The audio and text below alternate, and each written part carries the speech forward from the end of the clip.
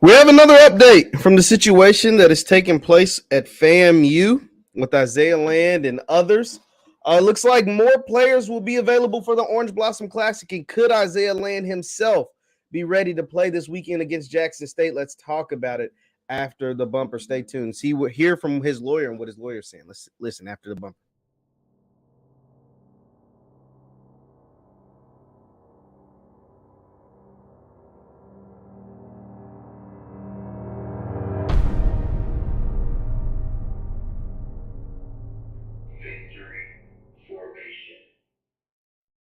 What's good people? My name is JeffLightsYJr here with the Black Boss channel of Victory Formation. Thank you guys for tuning in. Be sure to hit that thumbs up button, like, share, subscribe, and notification bell because we upload every single day. Now, there are more updates in the case of the FAMU players getting eligibility.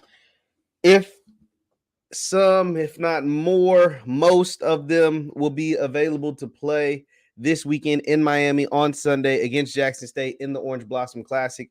We're going to show you a series of tweets put out by Pete Thamel of ESPN, by also Tom Mars, the lawyer representing Isaiah Land, Cam Corvin, and others, as far as trying to get their eligibility stuff worked out with the university. So this was a tweet put out by Pete Thamel after speaking with head coach Willie Simmons. It says, FAMU coach Willie Simmons tells ESPN that the Rattlers are down to 17 ineligible players from 26 last weekend. So it looks like they've been able to work out some compliance issues with about 9 guys so far. So they'll have more so far. So it says had 26 from last weekend for their game against Jackson State.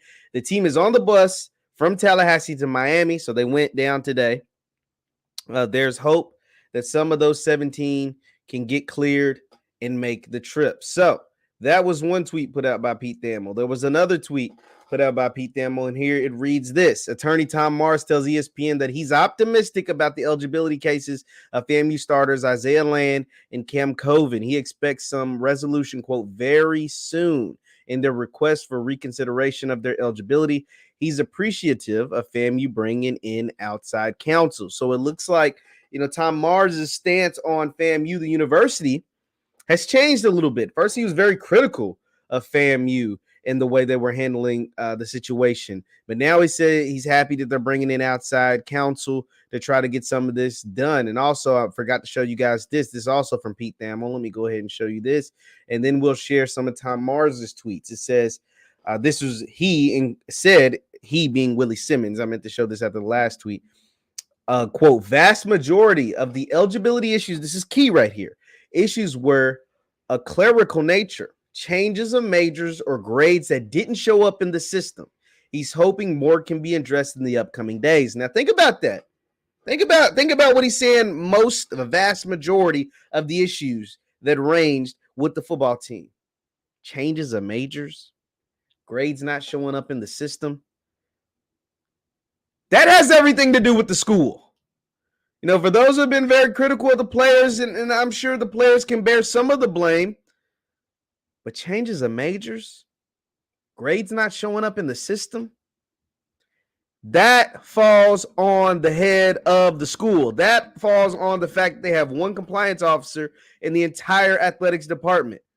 They have one academic advisor in the entire athletics department. We're talking about 300 some odd athletes between football, baseball, men's and women's basketball, softball, soccer, tennis, golf, whatever, sports, 300 some odd athletes. One compliance officer, and one academic advisor. That's how you run into eligibility issues. That's how your star freaking player, Isaiah Land, who led the country in sacks, who's the number 1 HBCU prospect heading into the 2023 NFL draft, misses a prime time opportunity against an FBS Power 5 school in UNC.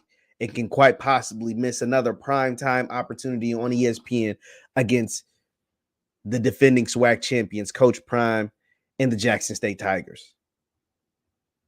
It's sad, man. That is sad. Now, Tom Mars put out, the lawyer, remember Tom Mars is the lawyer representing Cam Corvin and Isaiah Land. He put out something very interesting earlier today. He put out a piece of document, essentially, from the NCAA. And he wrote this in a tweet. And we're not going to read the entire thing, but you can read it, and we'll show it on the screen. It says, "Dear NCAA and FAMU football, just a friendly reminder." Now, this came before, the Pete Thamel tweets. Just a friendly reminder that the NCAA D1 Legislative Council has addressed the NCAA's ability to grant eligibility waivers under, quote, extraordinary circumstances, even when granting waivers results in a, quote, temporary rule change in these limited instances. So what Tom Mars is trying to show is that there is a precedent that has been set where the NCAA can come in and grant specialty waivers for players that are in extraordinary circumstances. Well, FAMU having 26 ineligible players, one compliance officer, and one academic advisor covering 300 some odd athletes, student athletes, that is, sounds like an extraordinary circumstance. And then he went on to say that the rule actually says that the waivers can be granted even when there are rules already in place. Quote, temporary rule changes in these limited instances. This would be a limited instance because this ain't something you see every day. Eligibility problems are something you see all the time, but you don't see eligibility problems when it's just simply because students change majors or the school didn't put the grades in. Essentially what Willie Simmons, in the tweet Pete Thamel put out, that Willie Simmons told him. That is an extraordinary circumstance. And Tom Mars could be on to something there. And I'm sure he's already contacted the NCAA. Then he went on to actually show the document from the NCAA that was updated back on February 15th of 2022.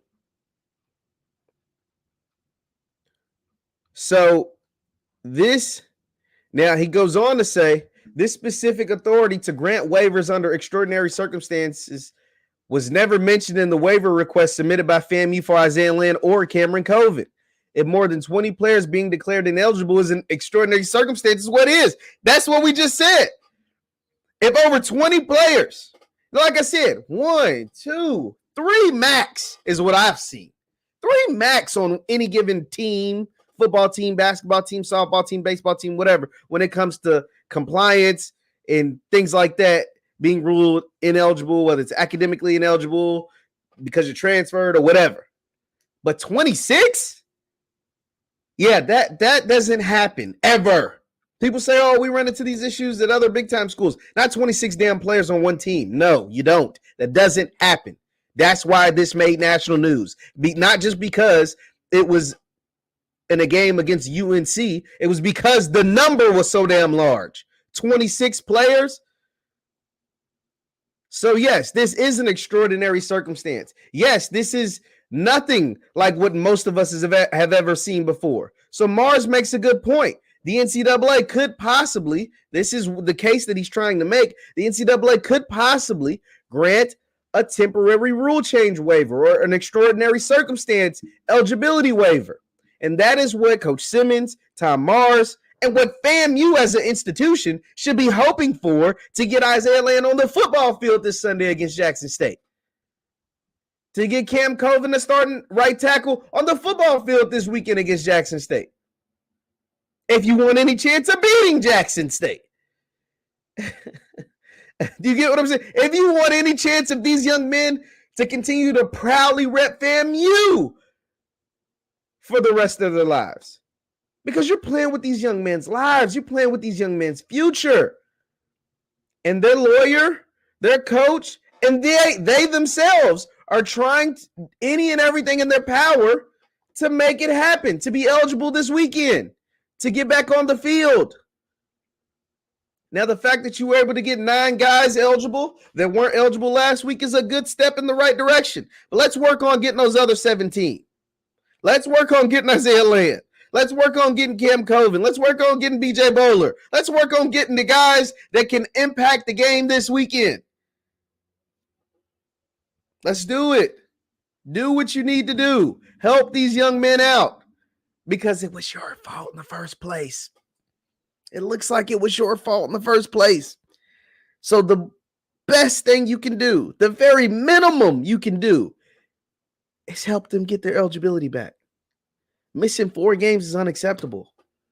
Unacceptable when it comes to changing majors and grades not being put in. I mean, am I tripping? Let me know in the comments. Am I tripping? Like, am I reading this wrong? Does this not say? Does this not say? I mean, just let me know. Let me know in the chat. Let me know in the comments. Does this not say? This is the tweet from Pete Thamel. It comes directly after this one. It says FAMU coach Willie Simmons says that they're down to just 17 from 26 last week. Those guys have made the trip to Miami, and we're hoping to bring the other 17 once they get cleared. It goes on to say, the very next tweet, he said the vast majority of the eligibility issues were of clerical nature. Changes of majors or grades that didn't show up in the system. Grades not showing up in the system sounds like somebody didn't put the damn grades in the system. And you know how that can happen? When one compliance officer is responsible for 300 students, 300 student athletes. One academic advisor and one compliance officer is responsible for over 300 student athletes. That's how you have these type of problems. Clerical nature, clerical problems. Not the kids not going to class, not the kids not doing the schoolwork, not the kids not making the grades not being submitted, the paperwork not being done, the staff being understaffed, and one person being responsible for 300 student athletes. That's a problem. That's a major problem. And FAMU needs to be doing any and everything to make this right. And so for the folks to be like, oh, this falls on the head, student athletes should know what type of grade, what type of classes they should take. I'm not saying they shouldn't. But just imagine if you didn't know what type of class you took. You took those classes. You knew what it took to graduate. You passed those classes. You turned in your paperwork. You signed, sealed, delivered, did everything that was in your control. But because one staff member was overworked, your stuff didn't get submitted the way it was supposed to, and now you can't play. Imagine that, because that's what it seems like it's taking place at FAMU. They're young men, that the student athletes did what they were supposed to do, signed up for the right classes, did the right stuff, did their grades, got their grades, passed their classes, did what they were supposed to do, sent all their stuff in, and somehow, some way, were still deemed academically ineligible because of clerical errors, because grades aren't showing up in the system. That is a problem. That is sad. That is unfortunate. That is wrong. That is messed up. That is everything in the book. And so you add that to the fact that guys like Isaiah Lynn and others are claiming that they were misadvised when it comes to what classes they should have took. I mean, you got to be kidding me, dog. You got to be kidding me. Somebody should answer for it. Nobody will. So let me put this out there, because I seen some stuff. I think it was Roland Martin. He was saying, like, somebody needs to come out and answer this. The president of FAMU, somebody needs to, because they don't have an AD, because they fired their AD or he resigned or whatever, and now he's over at Tulane. And they were like, somebody should answer this. Nobody's going to answer for this. Who would want to take the blame on something like this? Who wants to be the one to come and face put their feet to the fire and face the public after this mess up, after this big old F up? Nobody. So nobody's going to. Of course they should, but nobody's going to. Man, I just hope these young men are able to play against Jackson State, man. That'll be a crime, a sin and a shame if Isaiah Landon isn't on that field in Miami on Sunday. A sin and a damn shame if he's not. If Cam Coven, if BJ Bowler, if some of these other guys aren't on that field against Shedeur Sanders, against Aubrey Miller, against the Jackson State Tigers, coached by Deion Sanders, Dennis Thurman, Brett Bartoloni, and the rest of the guys over there at JSU. That'd be a shame. That'd be a shame we won't see good on good or best on best. Because FAMU had a legit shot, and still does, even without the guys. They still have a legit shot of winning this thing. But it's just a lot tougher without your best player.